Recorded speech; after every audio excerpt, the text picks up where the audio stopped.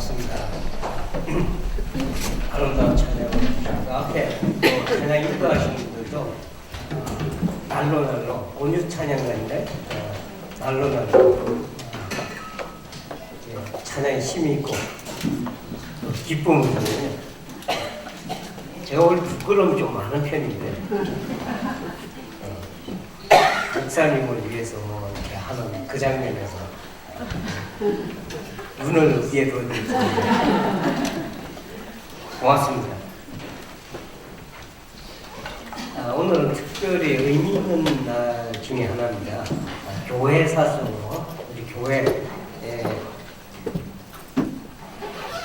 원래 아마 지난주가 전체 교회적으로는 종교개혁주의로 이렇게 지켰을 거예요. 약 498년 전이죠. 1517년이니까 498년 전에 마르틴 루스라는 분이 비튼베 성당의 한 교회 만인성자교회라고 하는 이름이 붙여져 있는 건데 그 앞에 이제 95개조 이게 95개 항의 어떤 내용을 쫙 해갖고 벽보를 하나 붙였어요. 그래서 벽보를 붙인 사건을 시작으로 해서 사실은 그 전부터 계속 된 건데 하여튼 그 사건이 동기가 많이 됐죠. 그래서 오랫동안 캐톨릭 신앙, 캐톨릭에서 그냥 젖어왔던 그런 것들을 잘못된 신앙의 방향을 확 틀어잡아 바꾼 역사가 있었던 날이 그날입니다. 1517년 10월 31일이니까 사실은 이번 주 중에 있죠. 바로 오늘은 한 2, 3일 전인데 또 흥미로운 것은 우리가 지금 다루는 내용이 마르틴 루터가 외쳤던 믿음으로 말미암아 의로움을 입는다. 이심칭이라는 네 글자로 요약이 되는 그 내용하고 딱 맞아떨어진 내용이에요. 그래서 오늘은 지난주도 우리가 그 공부를 하긴 했는데 오늘은 그 내용을 조금 더 나가보려고 합니다. 너무 중요하기 때문에.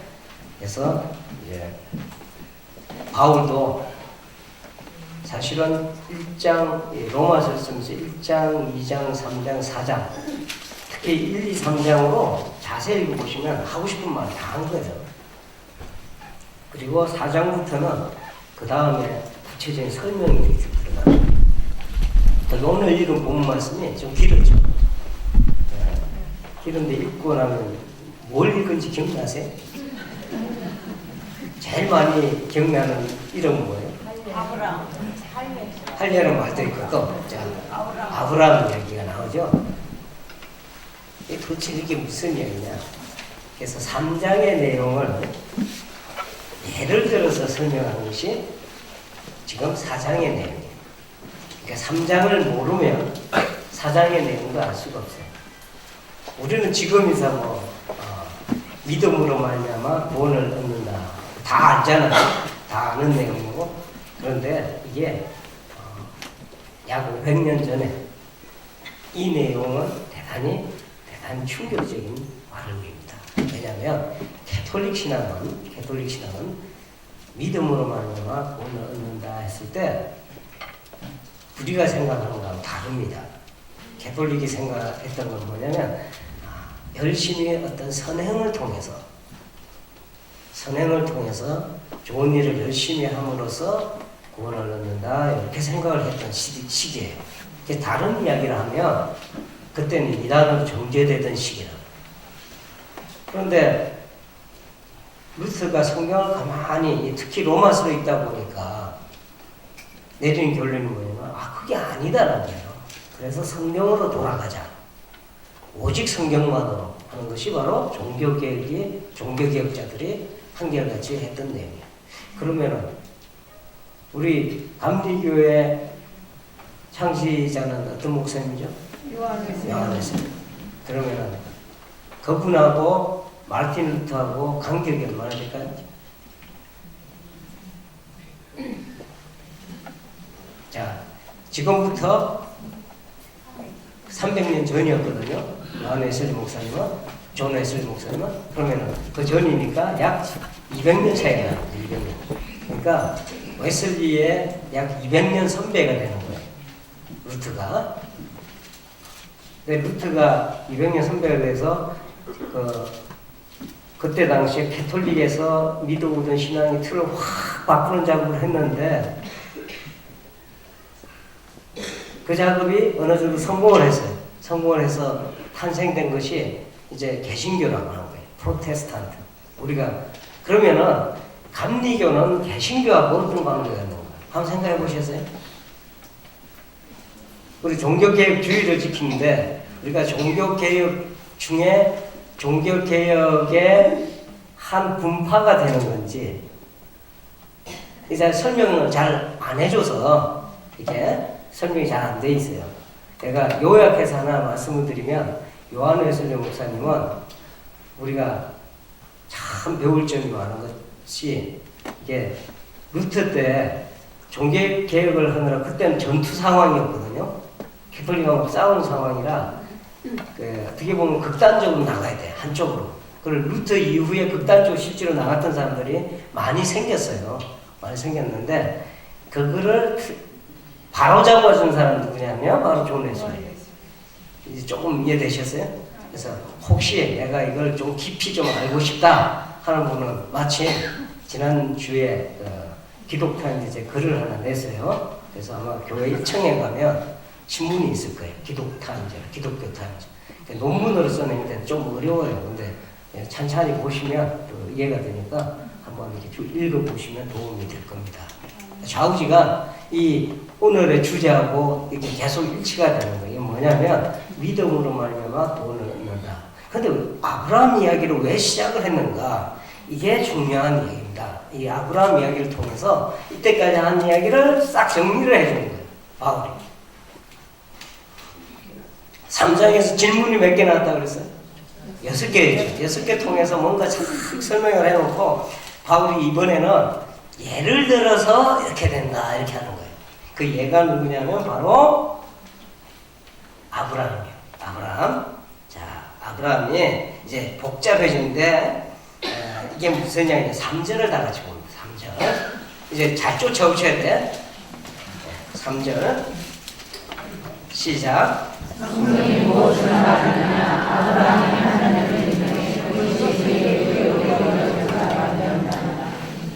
이게 지금 무슨 말을 하고 싶으냐면 아브라함을 두고 자 아브라함이 하나님에게 의인이라고 해요.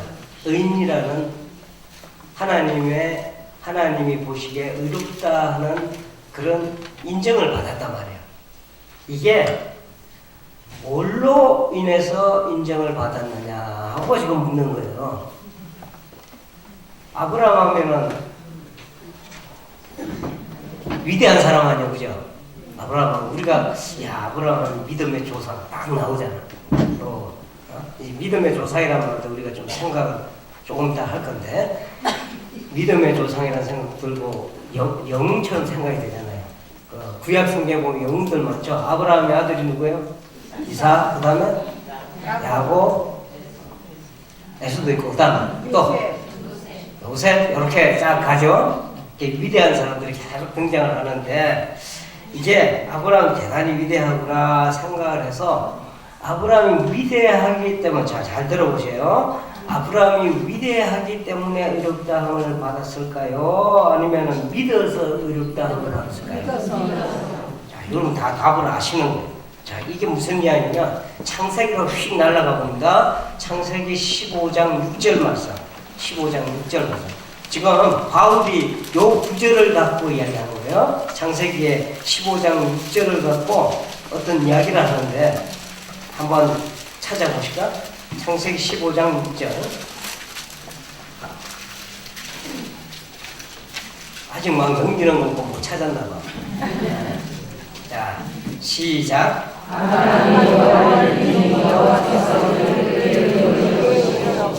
자, 이제 보세요.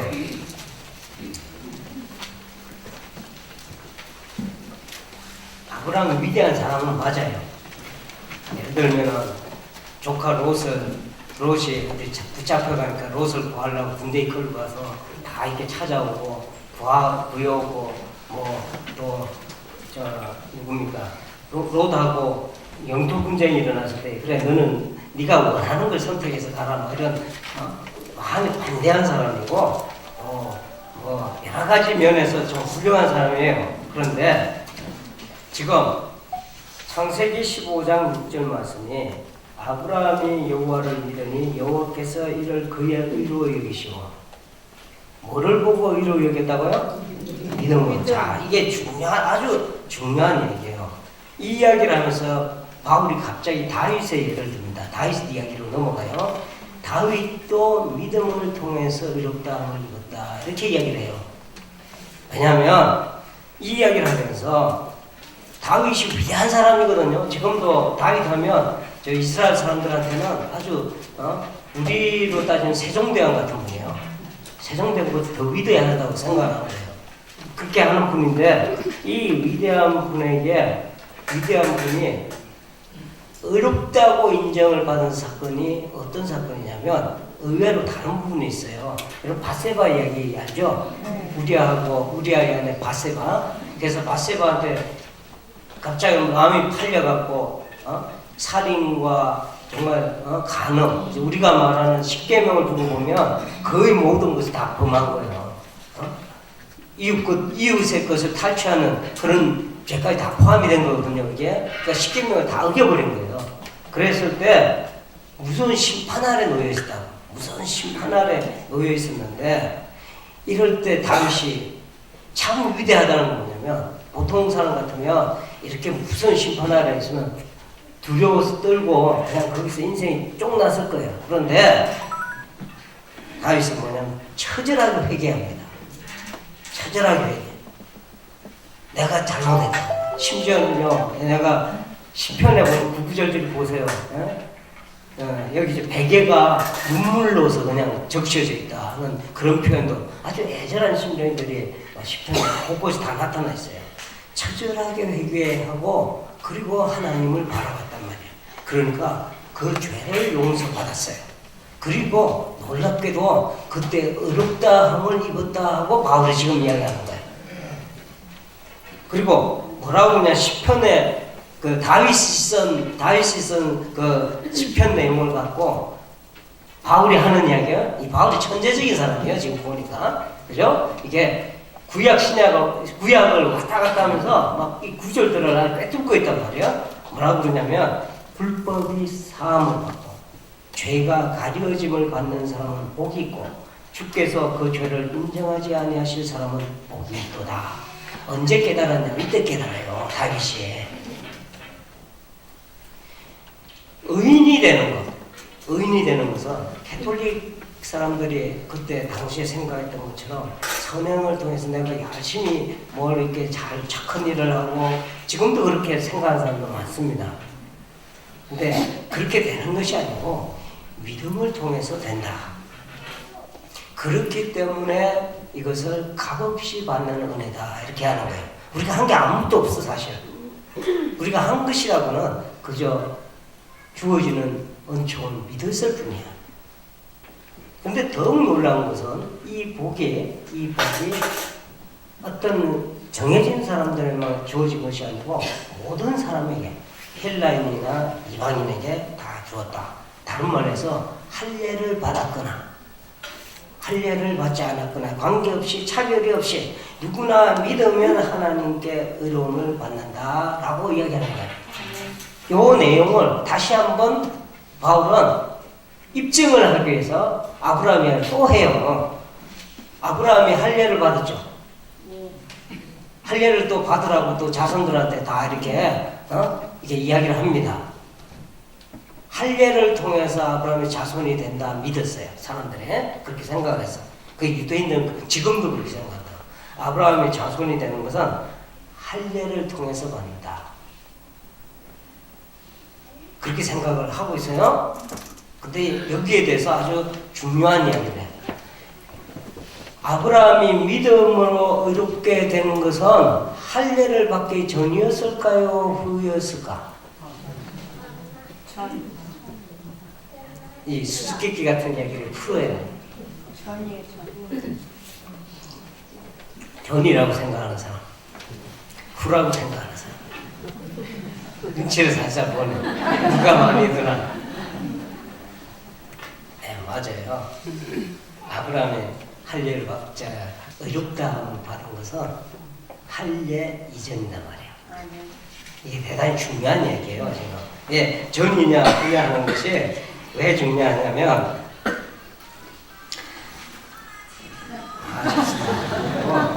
음악도 모르게 대단히 신나는 걸 넣어놨네. 할례를 받는 것은 의롭다함을 인정받은 다음에 받았거든요. 이게 대단히 중요해요. 의롭다함을 인정받은 다음에 받은 건 왜 할례를, 그러면은 할례를 통해서 아브라함의 자손이 되는 것처럼, 이렇게 아브라함 약속에 참여하는 것처럼, 그 자손이 되겠다는 약속에 참여하는 것처럼 이렇게 됐을까? 할례는 그럼 정체는 뭘까? 이렇게 자꾸 물어 들어가야 되는 거예요. 할례는, 자, 여기서 의롭다함을 받고 났는데 할례를 받았다는 이 의미는 뭐냐면, 할례는 의롭다함을 받은 사람에 대한 표징입니다. 무슨 이야기냐면, 아브라함의 자손이 되었다 하는 증거단 말이에요. 이 증거는 왜 주어지냐면, 뭘로 주어지냐면 할례라는 걸 통해서 주어졌어. 자, 쉽게 이야기합니다. 남녀가 결혼을 하죠. 결혼하죠? 결혼하면 뭘 주고받아요? 이 반지 주고받잖아요. 자, 반지가 있기 때문에 결혼한 거요? 아니면 결혼을 했기 때문에 반지를 준 거예요? 이제 이게 샥 되죠? 똑같은 거야. 무슨 얘기인지 아세요? 할례를 받아서 아브라함의 백성이 되겠다는 거는, 이렇게 정해놓은 것은 지금 바울이 하는 이야기, 내가 하는 이야기가 아니고, 결혼 반지하고 똑같은 거예요. 결혼을 했기 때문에 반지를 주는 것처럼 하나님께서 의롭다 여김을 했기 때문에, 의롭다 여기시기 때문에 그 표징으로서 이제 하나님의 자녀가 되는, 상속자가 되는, 아브라함의 자손이 되는 그런 언약의 자리에 들어가게 된 거다 이거예요. 그런데 유대인들은 오해한 게 있어. 할례를 받으면 자기네들은 아브라함의 자손이 저절로 된다, 이렇게 생각을 했다고. 지금도 그렇게 생각하니까 맞아요, 틀려요? 이제 틀리다는 거예요. 이제 바울이 지금 쭉 이야기를 해가는 거예요. 이렇게 이게 틀리다는 거예요. 반지를 나눠 가졌기 때문에, 반지를 나눠 가졌기 때문에, 반지가 결혼 반지가 있기 때문에 내가 결혼을 했다, 이런 걸 주장한다 그러면 이거는 아니라는 거예요. 나중에는 결혼 반지 갖고 그거 갖고 결혼에 대한 권리를 막 주장하는 거나 똑같아요. 내가 당신의, 이거 지금 똑같은 거예요. 할례를 받았기 때문에 우리는 하나님 자녀가 저절로 됐다. 이제 무슨 이야기인지 알겠어요? 여기에서 세례요한 있죠? 세례요한이 벌써 이걸 파악을 해서, 그래서 아주 흥미로운 이야기를 합니다. 세례를 받으려고 바리새인들하고 사두개인들이 막 몰려오니까 뭐라고 그러냐면, 속으로, 이런 말을 해. 너희들 속으로 아브라함이 우리 조상이라고 생각하지 말아라. 내가 너희에게 이러노니, 아브라함이 능히 이 돌들로도 아브라함의 자손이 되게 하시리라. 이게 지금 무슨 이야기를 했냐면, 속으로 사람들은 다 아브라함의 자손이라 해서 하나님 자녀다 하고 이렇게 생각해서 우리는 특권을 받은 사람들이다 하고 이렇게 틀레 나온 거예요. 그런데 직사포를 날리는 거예요. 지금 세례요한이 속으로 그렇게 생각하지 마라. 하나님께서 아브라함의 자손으로 만드는 것, 다시 말해서 하나님의 자녀로 만드는 것은 이 돌로도 가능하다, 이렇게 얘기를 하는 거예요. 그때까지 이런 생각은 도무지 할 수 없었던 생각이에요. 그런데 세례요한이 하고 있다. 그래서 세례요한은 어떻게 보면 종교개혁자예요. 종교개혁자. 약간은 어려운 이야기들이 좀 진행됐는데, 이제 정리하는 의미에서, 그렇다면 누가 진짜 아브라함의 후손인가? 누가 진짜 아브라함의 후손인가? 16절을 가봅니다. 누가 진짜 그러면 아브라함의 후손이 되는가? 어떤 사람으로? 16절 로마서 4장 16절입니다. 시작.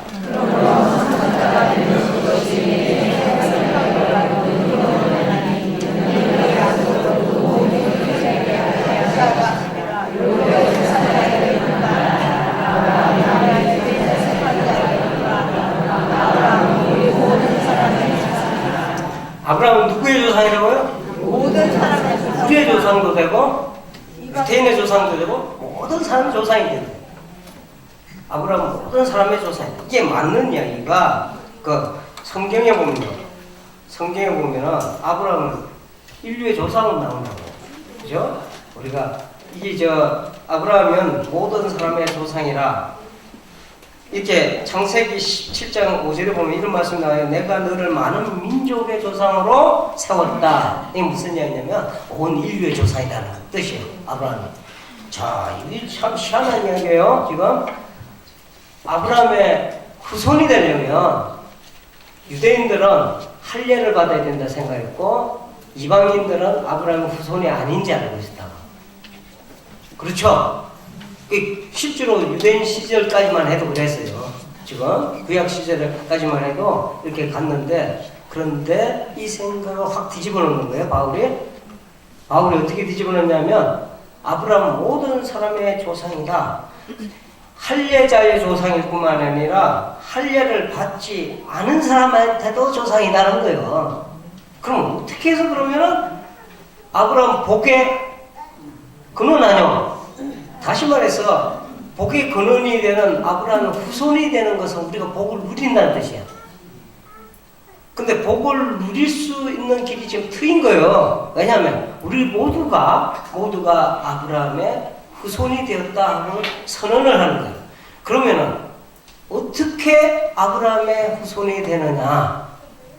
모든 사람이 아브라함의 후손이 되었다 그러니까 그럼 나도 저절로 복 받았겠네 이렇게 생각하시면 안 돼. 모든 사람한테 열려있다는 뜻이지 모든 사람이 아브라함의 자손이 된 건 아니다는 거야. 무슨 뜻인지 알겠어요? 네. 우리 교회, 대림교회 모든 사람 들어올 수 있어. 누가 막는 사람 있어요? 없어요? 없어요. 막는 사람 있나? 없잖아. 다 들어오잖아. 그죠? 그런데 들어와 있는 사람은 여러분이 선택해서 들어온 거야. 이 차이를 알겠어요? 지금 모든 사람한테 열려있지만 누구나 다 문이 열려있지만 아브라함이 실제로 자손이 되는 것은 어떤 사람들만 된다는 거예요. 그 어떤 사람이 뭐냐? 바로 예수 그리스도를 믿는 사람이에요. 아멘. 그 어떤 사람들이. 왜 그러냐면 아브라함이 모든 사람이 조상이 된 것은 17절에 보면 이렇게 나와요. 제가 읽어드릴게요. 그가 믿은 바 하나님은 죽은 자를 살리시며 없는 것을 있는 것으로 부르시는 이시니라. 무슨 이야기냐면 아브라함이 모든 사람의 조상이 된 것은 믿었기 때문에 된 거야. 아브라함이 축복을 받았잖아요. 축복을 받은 것은 여러분 오해하시면 안 돼. 아브라함이 위대했기 때문에 하나님이 선택한 게 아니요. 하나님이 선택했기 때문에 위대해진 거야. 아멘. 이게 선우가 바뀌면 안 돼요. 하나님이 선택하지 않았다고 그런다면 아브라함은 아무것도 아니야. 하나님이 여러분을 선택하지 않았다고 그런다면 여러분은 아무것도 아니야. 근데 하나님께서 아브라함을 선택했기 때문에 위대한 사람이 된 거야. 복의 근원이 됐단 말이야. 이 아브라함의 자손이 되는 것은 우리 또한 예수 그리스도를 믿음으로 하나님의 자녀가 되는 거야. 그러니까 혈통으로 이렇게 핏줄로 이루어지는 자손이다, 조상이다 이런 관계가 아니고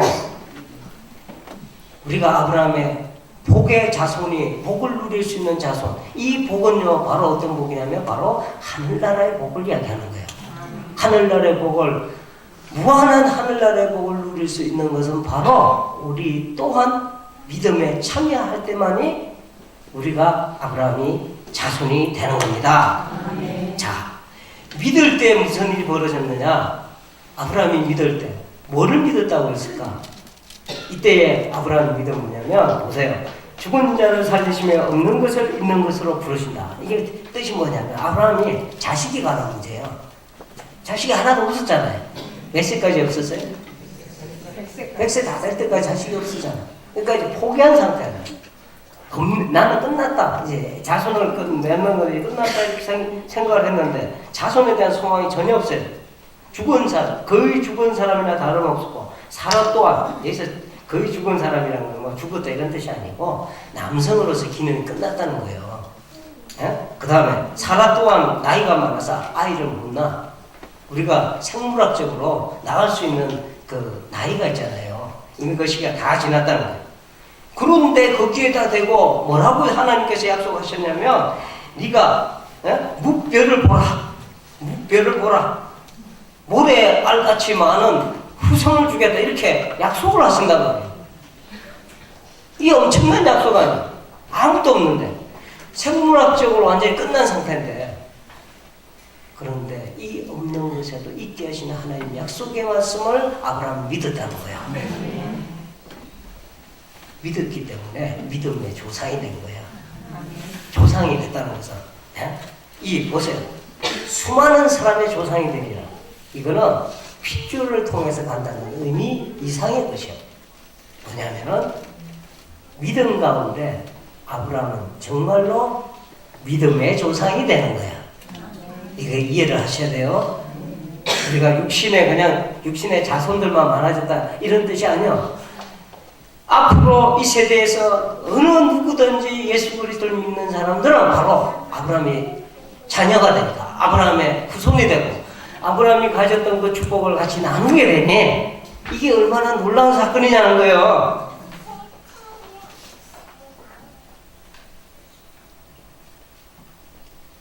(23절) (24절에) 이렇게 기록이 되어 있어요. 자, 그냥 제가 읽어드릴게요. 내용이 할 게 많아서 이렇게 나왔나요? 같이 읽어봅시다. 시작.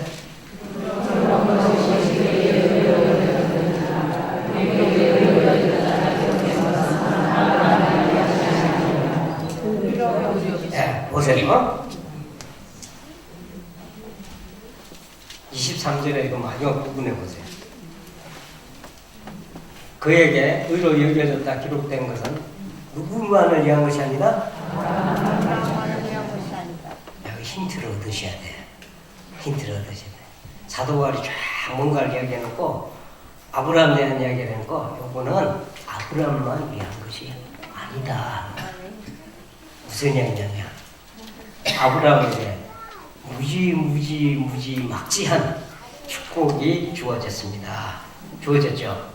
그 축복의 자녀가 되는 것은, 그 축복이 우리 것이 되는 것은 바로 이 하나님께서 준비하신 이 놀라운 은총의 사건, 다시 말해서 우리가 예수 그리스도를 믿기만 하면 이 하늘의 복을 너희에게 쏟아부어 주겠다 하는 약속이 바로 여기에 들어가 있는 거예요.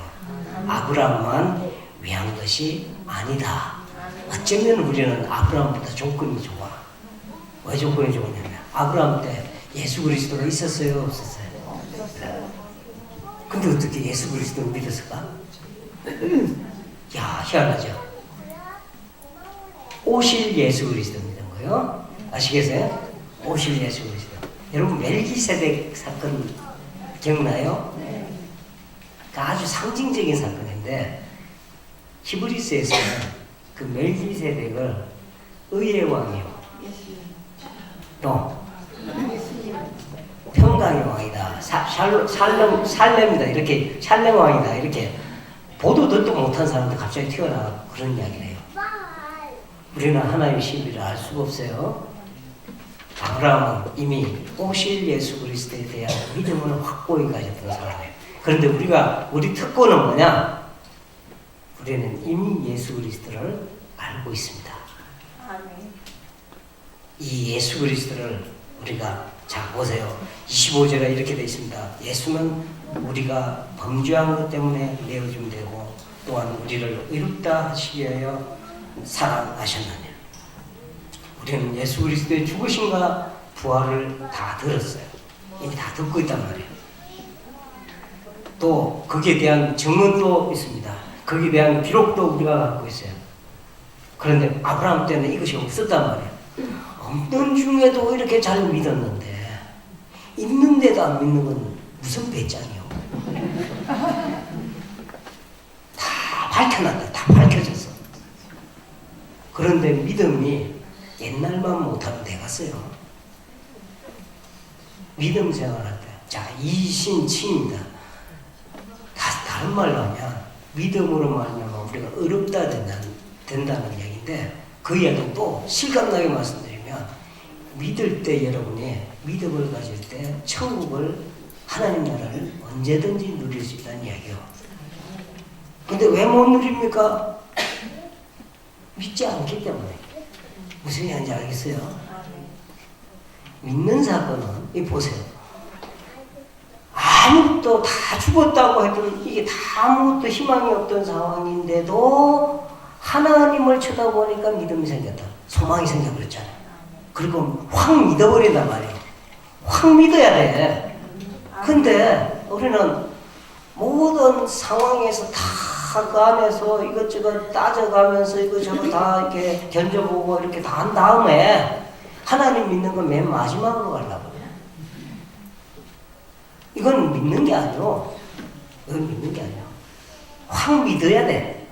확 믿어야 예수 그리스도께서 우리를 위해서 우리의 범죄한 것 때문에 십자가에 매달리셨고 또한 우리를 위해서 우리를 새로 하나님 자녀로서 새롭게 하기 위해서 의롭다 하기 위해서 다시 살아나신 죽음과 부활의 이야기가 예수 그리스도의 죽음과 부활의 이야기가 정말로 우습게 된다고.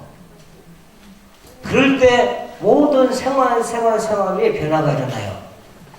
이게 이신칭에 해놓으니까 그냥 교회 안에서만 여러분 이거를 자꾸 생각하시면 안 돼. 모든 생활 가운데서, 여러분 삶 가운데서 이렇게 믿음으로 사는 삶을 한번 살아보죠. 그러면 하나님께서 여러분이 아브라함에게 부어줬던 그 축복이 여러분에게 부어주시는 그 사건이 여러분이 체험하게 돼 있다고. 여러분이 믿음의 조상이 되는 거야. 왜냐하면 여러분의 믿음 증거가 나타나면 여러분을 보고 여러분 자손이 믿을 것이고 여러분을 보고 여러분 친구가 믿을 것이고 수많은 여러분 자손들이 생긴다고. 어디에서? 믿음 안에서.